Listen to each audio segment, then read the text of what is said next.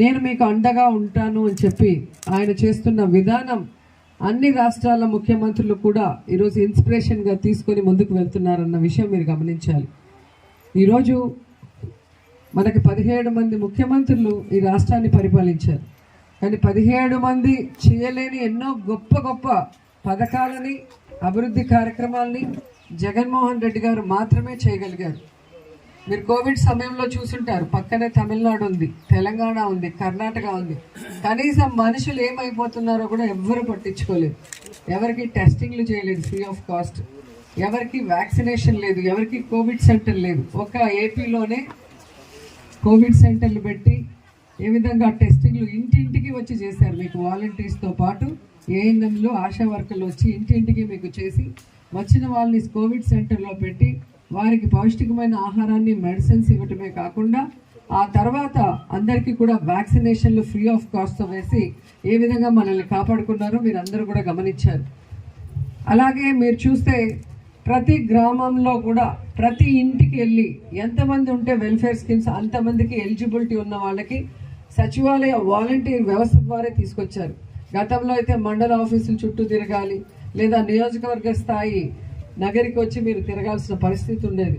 కానీ ఈరోజు మీ ఇంటికే వచ్చి మీరు ఏ సంక్షేమ పథకానికి అర్హుల్లో తెలుసుకొని మీ దగ్గర పేపర్స్ కలెక్ట్ చేసుకొని అక్కడే అప్లోడ్ చేసి అన్నీ కూడా మీ గడప వద్దకే తీసుకొస్తున్న ఘనత జగనన్నకే దక్కింది. ఈరోజు ఇలాంటి చిన్న చిన్న ప్రాబ్లమ్స్ కూడా అది ఇక్కడ లోకల్ ప్రాబ్లమ్స్. ఇప్పుడు శ్మశానానికి దారి అంటే పట్టా ల్యాండ్, ప్రభుత్వం డబ్బులు ఇస్తుంది కానీ పట్టా ల్యాండ్ని ఎవరు ఓనర్సో ఒకసారి గ్రామస్తులు మాట్లాడినా ఓకే, లేదా మాకు నెంబర్స్ ఇచ్చినా మేము మాట్లాడి చూస్తాం. వాంటెడ్గా ఇవ్వకుండా ప్రాబ్లం చేసే వాళ్ళు కొంతమంది ఉంటారు. కానీ గ్రామం కోసం మంచి మనసుతో డబ్బులు ఇస్తున్నారు కదా ఇచ్చేద్దాంలే కొంచెం ప్లేసే అనుకునే వాళ్ళు కూడా ఉంటారు. So will try for that. అది కాకుండా ఇప్పుడు ఏదైతే ఆక్యుపై చేసుకొని పంచాయతీ రోడ్డు అంటున్నారో ఆక్యుపై చేసుకుంటే దాన్ని మనము కలెక్టర్కి చెప్పి, జేసీకి చెప్పి, వాళ్ళని రమ్మని చెప్పి, సర్వేయర్ని చెప్పి మార్కింగ్ చేసి కావాలంటే మనం దారి వేసుకోవచ్చు. దానికైతే ప్రాబ్లమే లేదు. మూడోది వాటర్ అంటున్నారు. సో మనకున్న వాటర్ ఉప్పు నీళ్ళు కాబట్టి మనకి తమిళనాడు బార్డర్లో అక్కడ ఉన్న ఎమ్మెల్యే గారితో మాట్లాడతాం, చంద్రన్ గారితో. వాళ్ళు ఓకే అంటే ఆ పైప్ లైన్ నుంచి లాక్కుందాం, ఒక పైప్ లైనే వెయిట్ చేస్తాం మేము ఇంటింటికి ట్యాప్స్ వేసి. లేదు అంటే మీకు బోర్ వేసేదానికి వాళ్ళు పర్మిషన్ ఇచ్చినా కూడా బోర్ వేసి పైప్ లైన్ లాగిస్తాం.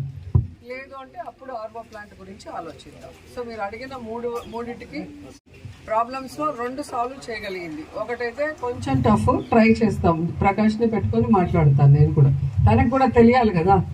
సో మీకు కూడా తెలుస్తుంది, అర్థం అవుతుంది. కూర్చోబెట్టి వాళ్ళు వచ్చినప్పుడు మాట్లాడిస్తాం. సో ఇంకేమైనా ఉన్నా కూడా ప్రభుత్వం తరఫున అయితే పార్టీలు, కులం, మతం చూడకుండా ఎలిజిబిలిటీ క్రైటీరియా, పేదవాడు అంటే చేయాలన్న బాధ్యత మేమందరం కూడా జగనన్న మాటని శిరసావిస్తూ పనిచేస్తూ ముందుకు వెళ్తున్నాం. కాబట్టి ఎవరు అనుమానాలు పెట్టుకోని అవసరం లేదు. ఒకవేళ మాకేమన్నా కావాలని ఆపేశారని అలాంటిది ఎక్కడ కూడా ఉండదు. మనకిచ్చే సర్టిఫికెట్స్లో టైం లేట్ అయితే తప్ప ఎవ్రీ 6 months ఉంటుంది. ఆ 6 months టైం వాళ్ళు అడిగితే చెప్తారు. ఏ పథకాలైనా కూడా దానికి ఎలిజిబిలిటీ వచ్చిన వాళ్ళందరినీ కూడా ఆ 6 monthsలో కలెక్ట్ చేస్తారు. కొత్తవి చేసిన తర్వాత 6 months అవ్వగానే వాళ్ళకి ఆటోమేటిక్గా అవన్నీ వచ్చేస్తాయి. ఆసరా కానీ, చేయూత కానీ, లేదా పెన్షన్ కానీ, ఏదైనా కూడా.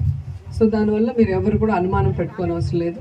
ఏదున్నా కూడా మా వాలంటీర్ చెప్పినా ఓకే, లేదా మీ పంచాయతీ సెక్రటరీ ఉంటారు, వాళ్ళంతా మెరిట్ బేసిస్లో వచ్చిన వాళ్ళే. ఎవరికి ఇన్ఫ్లుయెన్స్ చేసినా కూడా వాళ్ళు మారు, వాళ్ళు సర్వీస్ ఓరియంటెడ్గానే ఉంటారు. వాళ్ళ దగ్గర మీరు చెప్పినా కూడా మీ పంచాయతీ పరిధిలోనే ఉంటుంది కాబట్టి సచివాలయం, మీరు అడిగినా వాళ్ళు ఖచ్చితంగా మీకు చెప్తారు. అలా ఏదైనా అనుమానం ఉంటే నాకు మెసేజ్ చేస్తే నా నంబర్ ఇచ్చి వెళ్తాను. ఎప్పుడు నాకు మెసేజ్ చేసినప్పుడు నేను ఇమీడియట్గా రిప్లై చేసి మీ సమస్యలు దూరం చేయడానికి రెడీగా ఉన్నానని కూడా చెప్తున్నాను. అండ్ ఈరోజు May 13th ఎలక్షన్స్ ఉన్నాయి.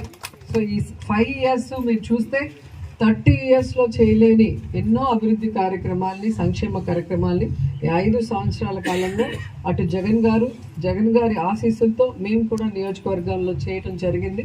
సో మరొక అవకాశం మాకు ఇస్తే మళ్ళీ 5 ఏళ్ళు మీకు సర్వీస్ని అందించడానికి మేము రెడీగా ఉన్నాం. కాబట్టి ప్రతి ఒక్కరు కూడా ఒక్కొక్కరు 2 ఓట్లు వేయాలి. ఒకటి ఎమ్మెల్యేకి, ఒకటి ఎంపీకి. ఫ్యాన్ గుర్తుకు ఓటేసి జగన్ పిఠాపురంలో నా నుంచి అయితే గత 3 రోజుల నుంచి ప్రచారం జరుగుతుంది. నాతో పాటు శశి గారు ఉన్నారు. మేమంతా కూడా ఆదర్ బాబు గారు ఎప్పుడు ఉంటారు ఈ ఏరియాలో.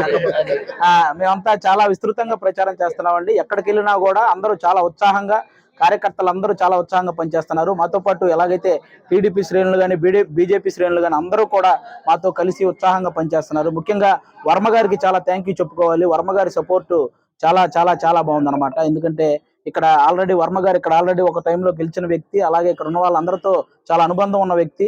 ఆయన కూడా పవన్ కళ్యాణ్ గారికి చాలా సపోర్ట్ చేస్తున్నారు. అలాగే బీజేపీకి సంబంధించిన వాళ్ళు కూడా చాలా సపోర్ట్ చేస్తున్నారు. వీళ్ళందరి సపోర్ట్ తో పవన్ కళ్యాణ్ గారు ఇక్కడ భారీ మెజారిటీతో గెలవబోతున్నారండి.